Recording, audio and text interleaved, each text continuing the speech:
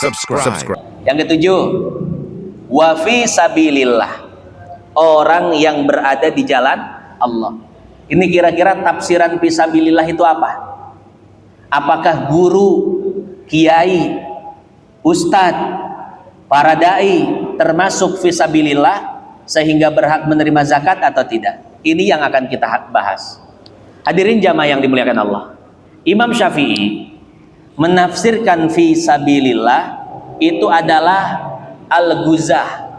Fi sabilillah adalah mereka para tentara-tentara yang menjaga keamanan negara, dan tentara-tentara tersebut tidak mendapatkan gaji dari negara. Itulah yang dimaksud fi sabilillah. Artinya apa?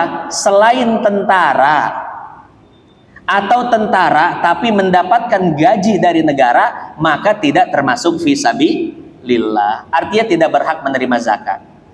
Berarti tentara-tentara kita, Pak, TNI Angkatan Udara, TNI Angkatan Darat, TNI Angkatan Laut. Kalau Bapak angkatan apa? OPM. Angkatan bersenjata. Angkatan apa? Cuman kalau Islamnya saya yakin ini Islam tanjakan kalau Bapak kan ya. Islam tanjakan apa Islam turunan? Islam turunan. Islam turunan ya. Bukan Islam tanjakan, bukan.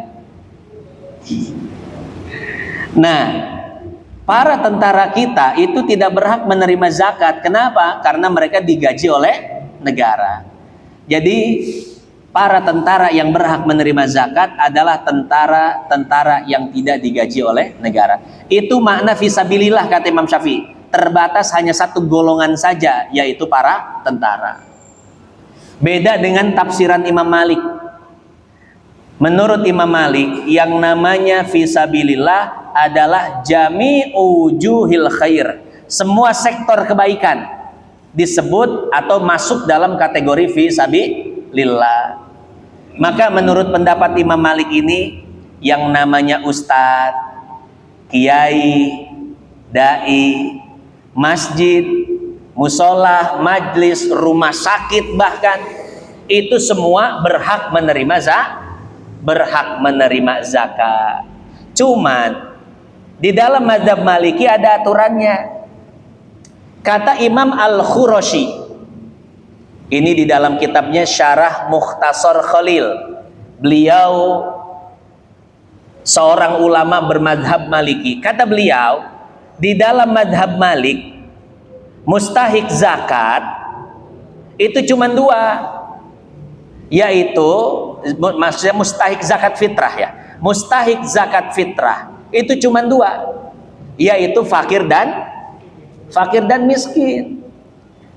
Artinya apa? Artinya para ustadz, kiai dan lain sebagainya berhak menerima zakat, tapi zakat yang diterima khusus zakat mal, bukan zakat fitrah. Maka para ustadz, para kiai, para santri bahkan itu tidak boleh menerima zakat fitrah, kecuali kalau ustadznya, gurunya termasuk dalam kategori fakir miskin. Kalau tradisi di kita dulu kan sering ini ya, sering ngasih zakat fitrah sama ustadz ya. Karena memang zaman dulu ustadz-ustadz itu belum sejahtera seperti zaman sekarang. Makanya tradisi kita zaman dulu ngasih zakat fitrah ke ustadz. Karena memang zaman dulu ustadznya belum sejahtera. Tapi di zaman sekarang alhamdulillah para ustadz sudah banyak yang memperhatikan, sudah sejahtera. Maka para ustadz yang masuk kategori sejahtera itu tidak boleh mendapatkan zakat fitrah. Kalaupun ada ustadz yang mendapatkan zakat fitrah, itu bukan atas nama ustadznya, bukan atas nama kiainya dan lain sebagainya, bukan, tapi atas nama fakir Jadi para ustadz itu dilihat dulu ya, Bapak jangan sembarangan zakat fitrah, dilihat dulu. Kalau pengen zakat fitrah ke ustadz, dilihat ustadznya tergolong fakir miskin atau bukan. Kalau bukan tergolong fakir miskin, maka jangan sekali-kali memberikan zakat fitrah kepada seorang ustadz. Kalau zakat mal boleh kata Imam Malik. Ya. Zakat fitrah makan seplastik beras. Kalau zakat mal, wah gede tuh Pak. Bisa tuh. Zakat mal berbentuk si Arpi, Kasin, Sat Dedi. Sat Dedi, saya zakat malnya si Arpi. Wah, mau ditolak kita mah Ustaz. Oh, pendapat di teangan pendapat nu menang. Masya Allah ya. Tapi seperti itulah aturan dalam mazhab Malik. Kalau dalam mazhab Syafi'i ketat, fisabilillah hanya para tentara yang tidak digaji oleh negara. Tapi kata Imam Malik, fisabilillah semua sektor kebaikan. Bapak pengen zakat mal ke masjid boleh, zakat mal ke rumah sakit boleh. Maka ada seorang pengusaha nanya sama saya, Pak Ustadz, saya mau ngeluarin zakat perusahaan, tapi saya pengen mendistribusikannya ke rumah sakit, karena rumah sakit ini banyak menolong orang-orang yang tidak mampu. Jadi yang tidak mampu berobat ke sana ada keringanan, Pak. Ya, karena dibantu oleh tadi zakat mal tadi. Apakah boleh saya mendistribusikan, mengalokasikan zakat mal ini ke rumah sakit? Saya bilang boleh. Kenapa? Karena menurut Imam Malik yang namanya rumah sakit termasuk fisabilillah, merupakan sektor kebaikan. Ini kira-kira sampai sini paham Pak ya? Berarti kalau pengen ngasih zakat fitrah sama ustadz, dilihat dulu ya, ustadznya ini termasuk fakir miskin atau bukan. Kalau termasuk fakir miskin, kasih. Tapi kalau tidak tergolong fakir miskin, jangan. Karena tadi aturan dalam madhab Maliki, para ustadz kiai itu hanya boleh menerima zakat mal, bukan zakat fitrah. Maka sebetulnya begini Pak, Bapak kalau ingin mengeluarkan zakat mal, zakat perusahaan, alangkah baiknya dicari dulu guru-guru yang belum sejahtera, terutama guru-guru kita dulu, guru ikro, guru alif-alifan Pak, betul nggak? Biasanya guru ikro, guru alif-alifan itu terlupakan. Orang-orang lebih mengidolakan guru-guru yang viral, guru yang bisa ngajar tafsir, yang bisa ngajar hadis, yang bisa ngajar fikih, yang ceramahnya udah kemana-mana. Biasanya orang lebih mengidolakan guru-guru seperti itu, dan dia lupa dengan guru-gurunya di masa kecil dulu Pak. Padahal yang paling berjasa dalam hidupnya, sehingga dia bisa baca Quran, dia bisa baca kitab kuning, gundul, botak, cepak, semua dia lalap Pak. Itu kan karena guru-guru yang memperkenalkan huruf-huruf hijaiyah, guru-guru alif-alifan, betul nggak? Maka saya katakan kepada para pengusaha, orang-orang yang sudah sukses sekarang, jangan lupakan guru Anda di masa lalu yang mengajarkan ikro alif-alifan. Kalau sekarang perusahaan mengeluarkan zakat sampai 100 juta, tahan dulu. Jangan didistribusikan, dialokasikan kepada orang-orang yang mungkin akan membludak mengantri, dan itu zakat hanya sekedar menjadi zakat konsumtif.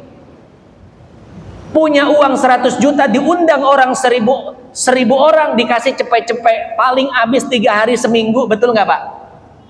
Mending yang 100 juta itu dialokasikan ke guru-guru yang belum sejahtera, guru-guru yang rumahnya masih jelek, bangun, bikinin rumah yang bagus. Guru-guru yang belum punya kendaraan, belikan kendaraannya. Itu kendaraan dipakai ngajar, dipakai ngaji, dipakai ibadah, jadi pahala nggak Pak? Jadi pahala. Mending yang 100 juta itu diberikan kepada 1 orang, 2 orang yang manfaatnya langsung terasa, betul. Daripada dibagikan ke banyak orang, cuman dapat cepet-cepet, 3 hari habis, seminggu habis, itu cuman sekedar jadi zakat konsumtif, zakat yang gak ada bekasnya. Ya, alternatif pertama Pak, daripada punya duit banyak dibagikan ke banyak orang, mending punya zakat itu dibagikan ke beberapa orang saja, tapi ada bekasnya, ada manfaat yang terlihat. Ya, salah satunya tadi membangunkan rumah yang layak untuk para guru-guru kita, para tokoh agama disejahterakan, biar ngajarnya anteng, biar dakwahnya beres. Atau solusi yang kedua, ada namanya zakat produktif. Ini digagas oleh Kiai Haji Sahal Mahfuz. Kata beliau dalam bukunya Nuansa Fikih Sosial, daripada duit zakat jadi konsumsi saja, diberikan kepada beberapa orang, apalagi orang sampai ngantri di rumahnya untuk ngasih zakat, sampai pingsan-pingsan orang lagi puasa. Mending zakat itu dikelola.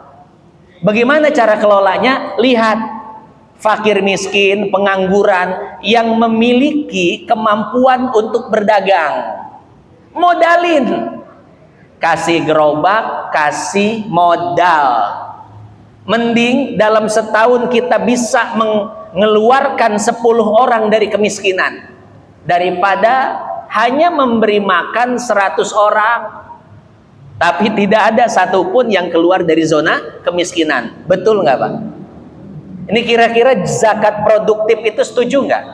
Setuju. Andai satu orang kaya bisa membiayai 10 orang miskin dalam setahun, jadi 10 dalam satu tahun ada 10 orang miskin yang dibiayai sehingga punya usaha. Tuh. Satu orang kaya megang 10 orang fakir miskin. Di sini ada berapa orang kaya, Pak? Kemudian itu baru setahun, 2 tahun, 3 tahun, kira-kira kemiskinan hilang nggak? Habis Pak kemiskinan.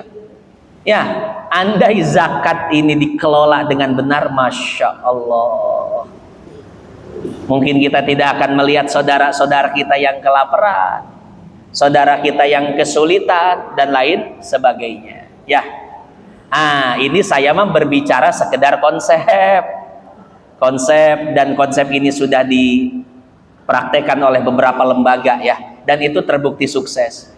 Cuman yang namanya memberantas kemiskinan Pak, kemiskinan tuh nggak bakal hilang. Pasti yang namanya hidup itu variatif, ada orang kaya, ada orang miskin, karena memang itu sunnatullah. Ya, di dalam Al-Quran apa Allah bilang? Walau basatallahu rizqa fil ardi labagau, walau basatallahu rizqa li ibadihi labagau fil ardi. Andai Allah membuat seluruh hambanya kaya, sejahtera semuanya, niscaya sistem kehidupan itu rusak. Orang semuanya kaya, orang semuanya punya duit. Pertanyaannya Pak, kira-kira siapa yang mau nyawah? Siapa yang mau bertani? Siapa yang mau disuruh jadi kuli bangunan? Siapa yang mau bersih-bersih selokan? Siapa? Lah orang punya duit semua, maka sistem kehidupan hancur kalau orang jadi kaya semua. Sama kalau orang jadi miskin semua. Artinya apa? Sunnatullah. Memang dalam hidup ini pasti ada yang kaya, ada yang miskin. Maka sebetulnya tugas kita itu bukan memberantas kemiskinan, tapi memberantas jiwa yang miskin itu. Karena sekarang itu Pak, orang banyak yang hidupnya sudah sejahtera, tapi jiwanya masih miskin. Di tempat saya begitu ada pembagian zakat atau dana BLT deh, itu yang rumahnya bagus, yang punya kendaraan, kuat pengen juga sama zakat sama BLT Pak. Ya Allah, kan jiwanya miskin berarti, betul? Maka sebetulnya yang harus kita berantas itu bukan kemiskinan nggak bakal hilang. Kita hanya mengupayakan saja untuk meminimalisir. Tapi yang harus kita berantas adalah jiwa-jiwa yang miskin. Jiwa yang selalu pengen. Jiwa yang tidak pernah merasa puas dengan pemberian Allah. Itu yang harus kita hilangkan. Terutama dari dalam diri kita Pak ya. Maka tanamkan qanaah, sifat waro, sifat zuhud di dalam diri kita. Maka kita akan bahagia dan tenang menjalani kehidupan ini. Nah itu yang ketujuh, yang mendapatkan zakat fisabilillah. Yang kedelapan, wabnis sabil, orang yang sedang dalam perjalanan.